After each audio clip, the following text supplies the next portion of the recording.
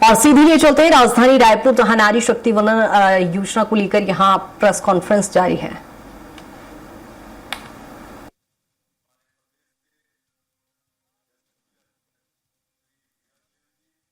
हमारे प्रदेश की महिला बाल विकास और समाज कल्याण मंत्री श्री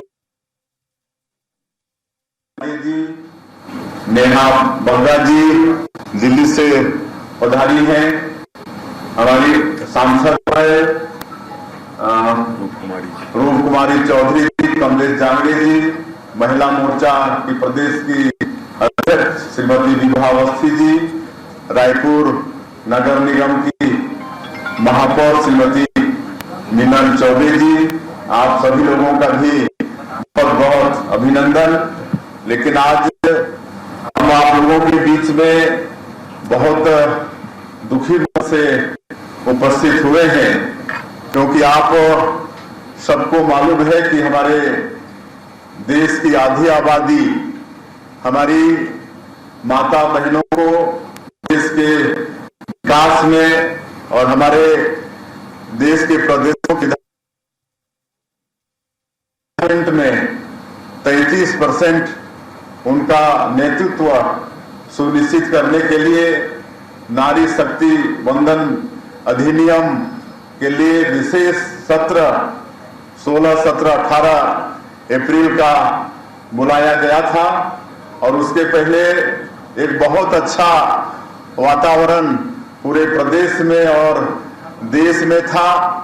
अनेकों तरह से हमारी माताएं बहनें खुशियां जाहिर कर रही थी। हमारे देश के यशस्वी प्रधानमंत्री जी को धन्यवाद दे रही थी। कई तरह के कार्यक्रम, पदयात्रा और हॉल मीटिंग करके धन्यवाद दे रही थी।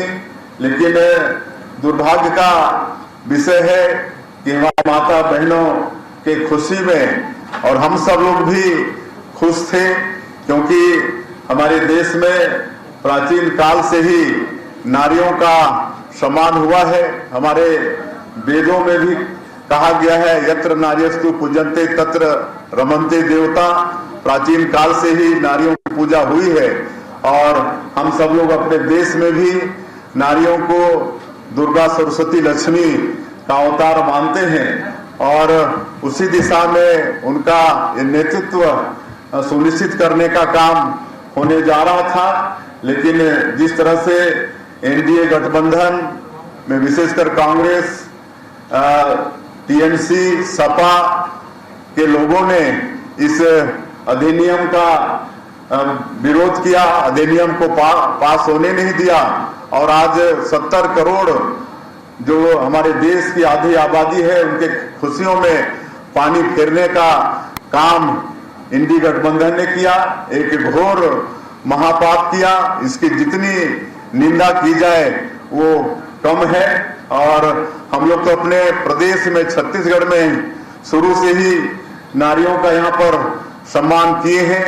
इस साल को हम लोग नारी गौरव दिवस के रूप में घोषित किए हैं और इस साल हम लोग यहाँ से राज्यसभा में सांसद के रूप में श्रीमती लक्ष्मी वर्मा जी को यहाँ से भेजे भी।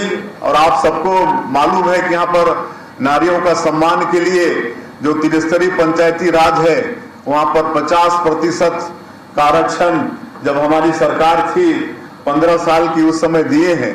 और आज अगर वास्तव में देखें तो त्रिस्तरीय पंचायती राज में महिलाओं का नेतृत्व 50% से भी बढ़कर 57% आज है। आज विधानसभा में भी हम लोगों के महिला विधायक ज्यादा हैं, करीब 21-22% का प्रतिनिधित्व तो विधानसभा में भी है।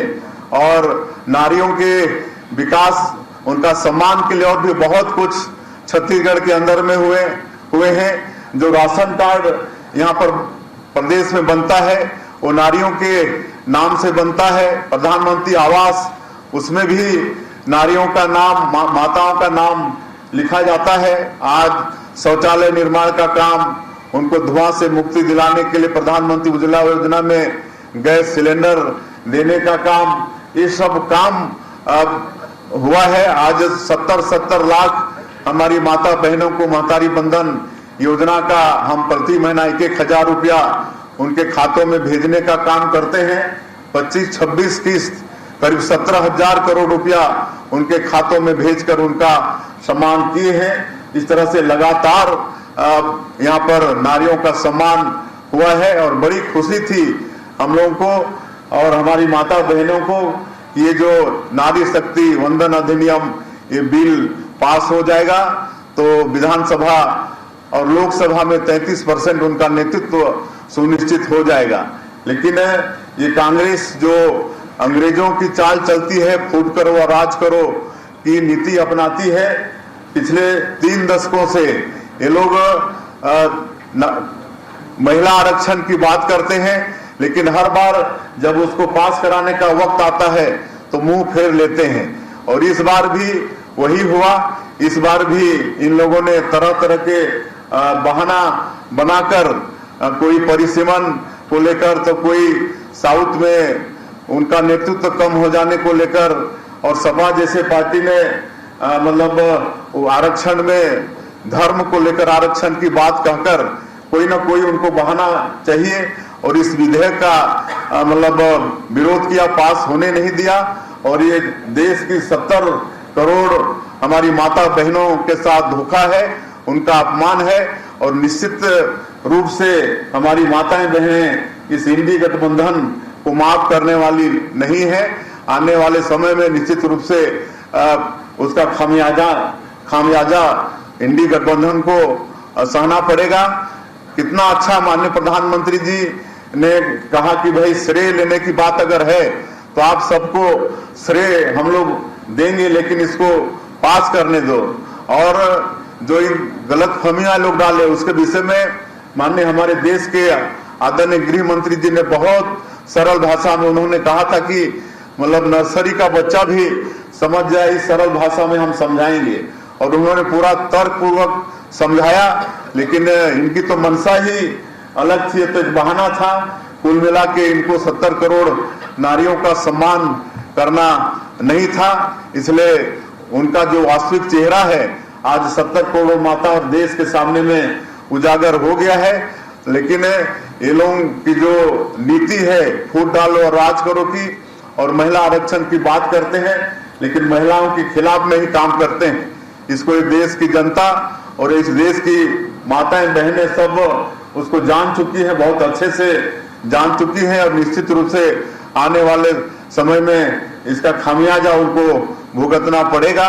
और आज माननीय प्रधानमंत्री जी ने भी 2014 के पहले इस देश में महिलाओं की स्थिति उन्होंने आज महिलाओं के लिए शौचालय का निर्माण, उनके लिए उज्ज्वला योजना में गैस सिलेंडर देकर, जनधन खाता खोलकर, उनके नाम से प्रधानमंत्री आवास देकर, बेटी बचाओ बेटी पढ़ाओ, ये सब योजना देकर आज हमारे देश में नारियों का सम्मान बढ़ाने का काम किया। लेकिन ये इंडी गठबंधन ने पूरे इस पर पानी फेर दिया है। लेकिन हम लोगों का संघर्ष जारी रहेगा। हम लोग आशावादी हैं, निश्चित रूप से 70 करोड़ माता बहनों का आशीर्वाद हमारे एनडीए पार्टी को, हमारे भारतीय जनता पार्टी को, हमारे देश के यशस्वी प्रधानमंत्री जी को है। निश्चित रूप से महिलाओं का जो हक है विधानसभा लोकसभा में नेतृत्व करने का 33% उसको दिलाकर रहेंगे। माननीय प्रधानमंत्री जी ने इसके लिए देश की माताओं से क्षमा भी मांगा है, लेकिन ये भी आश्वस्त किया है कि उनके उम्मीदों पर पानी फेरने नहीं देंगे। बाकी हमारे राष्ट्रीय महामंत्री जी हैं, मैं आप लोगों का धन्यवाद करता हूं।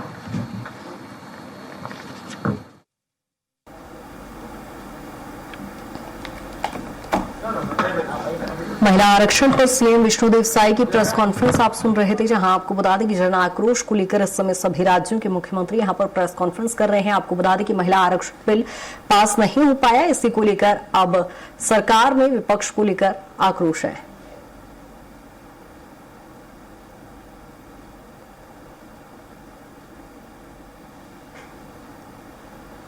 और सीएम विष्णुदेव साई को आपने सुना। ये सभी उपलब्ध करवाने का कार्य डबल इंजन की सरकार उन्हें उपलब्ध इतिहास के पन्नों में काले अध्याय के रूप में लिखा गया। उन्होंने महिलाओं का अपमान किया, महिलाओं के अधिकार का हनन किया। और महिलाएं कभी भी इस अपमान को कभी भी बर्दाश्त नहीं करेंगी। कांग्रेस को इसका खामियाजा भुगतना पड़ेगा। जब तक महिला हित की बात आई तो कांग्रेस ने महिलाओं के अधिकार के साथ सदैव कठोर शब्द है गद्दारी करने का काम किया। सामानों के केस में आप सबने देखा कि सुप्रीम कोर्ट के फैसले को कांग्रेस ने कैसे बदला। उसके बाद जब ट्रिपल तलाक का कानून आया उसमें भी फिर एक बार कांग्रेस ने महिलाओं के अधिकार के साथ गद्दारी करने का काम किया। सदैव कांग्रेस महिलाओं की हितों की उपेक्षा करती रही है। 3 दशक हो गए लोग इंतजार कर रहे थे तो 1996 में पहली बार देवेगौड़ा जी के नेतृत्व में जब महिला आरक्षण विधेयक संसदीय समिति को भेजा गया लेफ्ट को 1996 और 2003 तक हमारे प्रधानमंत्री अटल जी के नेतृत्व में 4 बार प्रयास हुए, लेकिन लगातार विपक्ष की पार्टियां जो आज कांग्रेस के साथ है उन्होंने विरोध किया। और विरोध यहां तक नहीं, महिला बिल को लेकर के फाड़ने का काम किया, महिलाओं को गाली देने का काम किया।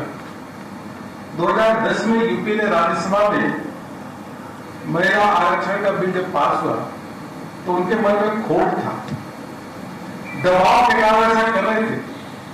लेकिन राज्यसभा से पारित होने के बाद भी 2011, 2012, 2013 तक लोकसभा में नहीं पेश हुआ और धीरे धीरे महिला आरक्षण बिल लेफ्ट हो गया।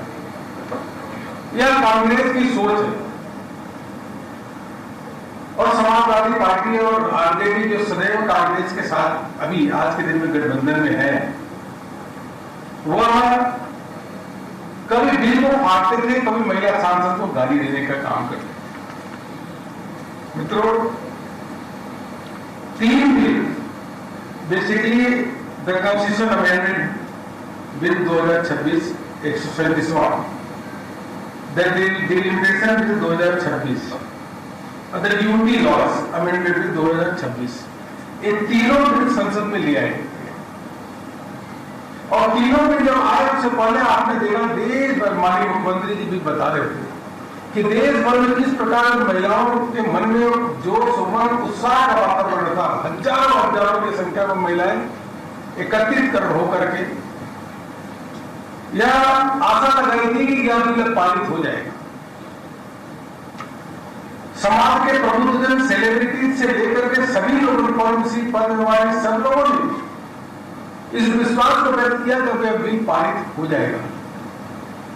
लेकिन कांग्रेस अपने मन गढ़ंत तर्कों के साथ, कुटिल सोच के साथ, विपक्षों की कुटिल सोच के साथ पहले से मन बना करके इस बिल को जब संसद में आए तो विरोध किया,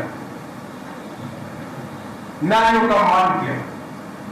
और सबसे बड़ी शर्म की बात यह है कि महिला के अधिकारों का जब आरक्षण बिल गिरा तो कांग्रेस और विपक्ष के पार्टी के लोगों ने ताली बजाई, मेज थपथपाया और बाहर जाके खुशियां मनाने का काम किया। हम लोगों के मन दुखी था, आज आंसू थे, महिलाओं के मन में आंसू थे, लेकिन कांग्रेस के लोगों ने तालियां बजाई। और जो कांग्रेस के मनगढ़ंत आरोप थे उसको देश के यशस्वी गृह मंत्री जी ने हर बात को, हर आशंका को भी उन्होंने सदन के अंदर दूर किया, लेकिन फिर भी उनका मन साफ नहीं था। हमारे देश के यशस्वी प्रधानमंत्री जी ने, जैसे माननीय मुख्यमंत्री जी ने बताया, उन्होंने एक दिन पहले कह दिया कि भाई आपको श्रेय लेना हो तो लीजिए, मैं रिटायरमेंट आपका छपा दूंगा, लेकिन महिलाओं के हित की बात है, राजनीति से दूर उठकर, ऊपर उठ करके आप इसको पारित होने दो। लेकिन कांग्रेस, विपक्षी दल, ये 4 बार लोग इस बिल को नहीं पारित होने दिए, संशोधन को नहीं पारित दिए, क्योंकि हमारे प्रधानमंत्री जी मोदी जी के मन में गया है कि अब ये जो नारी बंधन अधिनियम हमारा जो 2023 में पारित हुआ, उसको 2029 से लोकसभा और विधानसभा में लागू किया जाए और उसके लागू करने के साथ छत्तीसगढ़ में 18 सीटें हो जाती लोकसभा की, तो यहाँ की विधानसभा में 135 सीटें हो जाती। या इसको लागू किया जाए, क्योंकि जनगणना में समय लगेगा, डिलिमिटेशन उसके बाद पूरा समय लगेगा। तो प्रधानमंत्री जी ने कहा नहीं, क्योंकि ये बिल पारित हो चुका है नागरिक बंधन अधिनियम, तो संशोधन करके केवल 2023 2011 सेंसस के आधार पर इसको फटाफट 2029 से हम लागू करते हैं। और उन्होंने डिलिमिटेशन कर करके बार वो बहाना था, उन्होंने उसको गिराने का काम किया।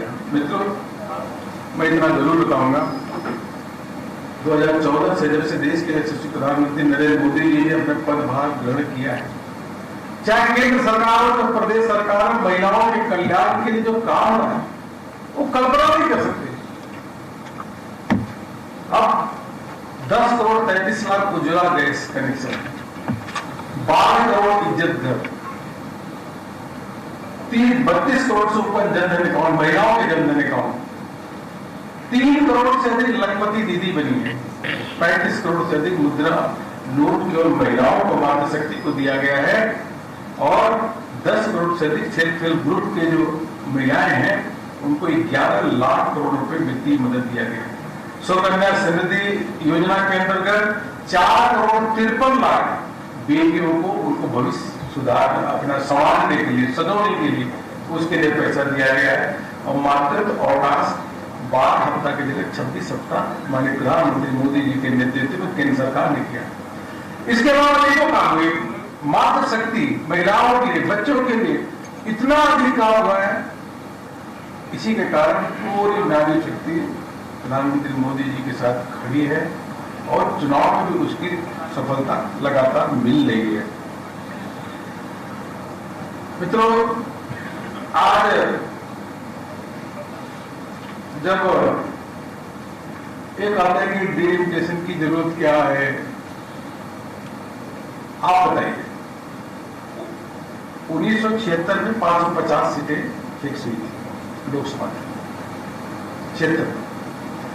1971 के पॉपुलेशन के हिसाब से 54 करोड़ था। अब 54 करोड़ उस समय की पॉपुलेशन आज 140 करोड़ हो चुकी है। कुछ लोकसभा सीटें 38 लाख 28 लाख यहां तक पहुंच चुकी है। तो उन सीटों को एक प्रदेश में जो आबादी के हिसाब से सीटों को तय करना चाहिए कि अगर यहाँ पर 18 सीटें हैं तो लगभग उसको आबादी के नियरेस्ट करना चाहिए। यही संविधान का मूल प्रेरणा है कि एक वोट का मूल्य एक व्यक्ति के हिसाब से देखना चाहिए। उसी के आधार पे एक डिलिमिटेशन करके सीटों को वैसा करना चाहिए।